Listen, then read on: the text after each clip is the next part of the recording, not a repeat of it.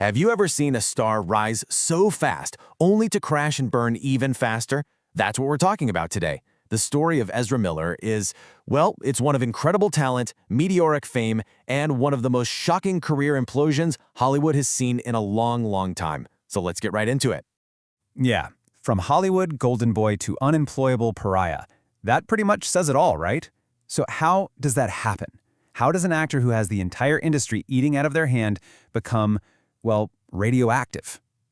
To really get it, we've got to go back to the beginning, which was, believe it or not, incredibly promising.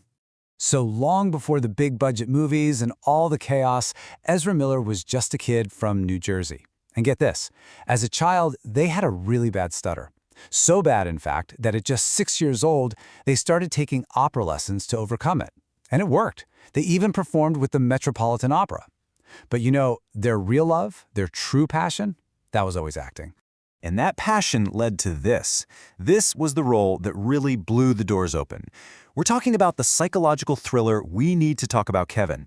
I mean, Miller's performance as this incredibly disturbed teenager was just stunning. And they were going toe-to-toe with the legendary Tilda Swinton. It was the kind of performance that makes everyone in Hollywood sit up and go, okay, who is this kid? A major talent had officially arrived. And after that massive success, they didn't just disappear. They doubled down and became this total indie darling. You probably remember them in The Perks of Being a Wallflower. Roles like that just showed how much range and charisma they had. They were building this reputation, as one of the most exciting, complex young actors out there. And you could bet Hollywood was paying very close attention.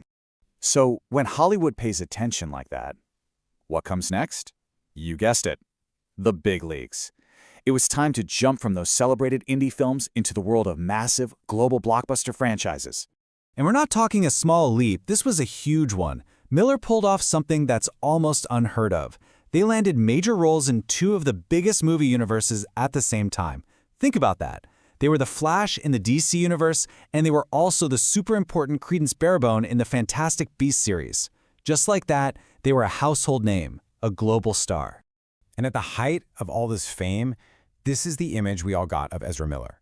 They were seen as this vibrant, complex artist. You remember the fashion, right? The wild photo shoots, the interviews where they were so incredibly open. It all built this picture of a really unconventional, kind of modern icon who was all about pushing boundaries. But then things started to shift. That public image of the quirky, complex artist, it started to crack. And what was underneath was something way, way darker and a whole lot more chaotic. So, what went wrong? I mean, that's the big question here, isn't it? How does someone go from being so celebrated to unraveling so completely? Well, from what we can gather from different sources, it seems to have started with some serious personal turmoil. People who were close to Miller all seem to point to 2019 as the year everything changed. Their parents got divorced, and apparently their mental health just took a nosedive. The descriptions from that time are pretty concerning. They became withdrawn, super paranoid, even allegedly started wearing a bulletproof vest and carrying a gun everywhere. They seemed convinced that someone was after them. And then came the first really public, really shocking moment. It happened in Iceland. A video pops up online, and it appears to show Miller grabbing a woman by the neck and throwing her to the ground. It went viral, just exploded everywhere. And for the first time, people weren't seeing a quirky artist. They were seeing someone who looked genuinely dangerous, unstable. And that was just the beginning. From that moment in Iceland, things just snowballed. It wasn't a slow decline, it was a free fall. Suddenly, there was this rapid-fire series of arrests, restraining orders, and allegations that just kept getting more and more disturbing. Okay, so let's just look at 2022. It was pure chaos. It kicks off in March in Hawaii, arrests for disorderly conduct and harassment. Then later that same month, a couple files a restraining order after being threatened. In April, another arrest in Hawaii, this time for assault for throwing a chair. Then June hits, and the allegations get so much more serious. We're talking accusations of grooming and manipulating an 18-year-old. Then another restraining order, this one in Massachusetts, for their behavior towards a 12-year-old. And the whole thing caps off in August with a felony burglary charge in Vermont. It's just a relentless string of chaos. And when you start digging into the court documents and reports from this time, the details get weird, like truly bizarre. For instance, according to someone who was staying at Miller's farm, they had come to believe that their young companion, the 18-year-old activist, was some kind of apocalyptic Native American spider goddess. Yeah, you heard that right.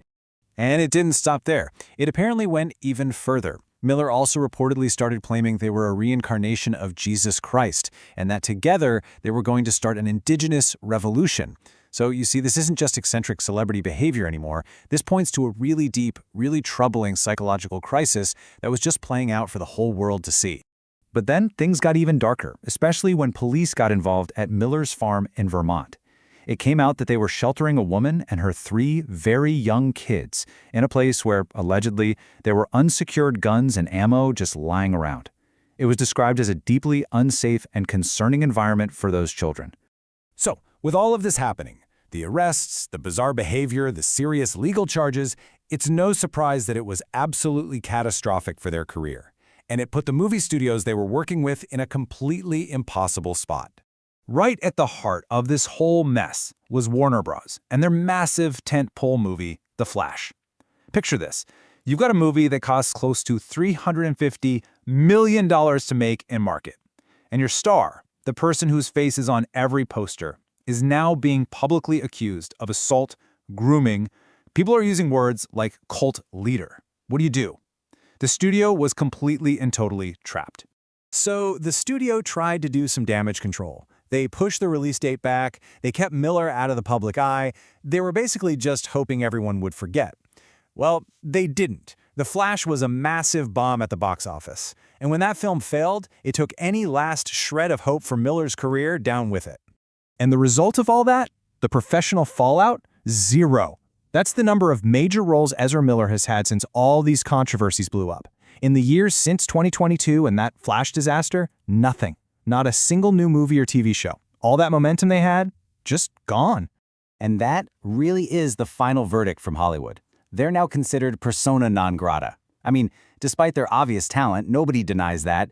They're just seen as too radioactive to touch, too unreliable to hire. Why would any major studio take that risk?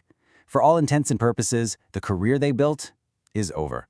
So what are we supposed to make of all this? Is this just another cautionary tale about the pressures of fame, too much, too soon?